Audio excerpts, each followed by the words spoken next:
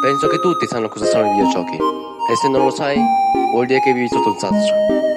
Però non preoccuparti, ti insegnerò io cosa sono i videogiochi. Lo spiegherò a parole povere. Un videogioco serve per giocare. Zitto.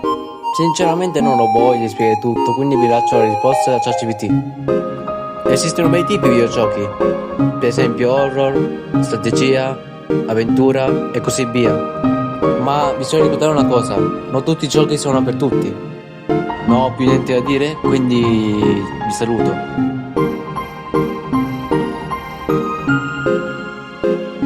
Ora che ci penso non ho detto salve, mi presento, sono Paraudo.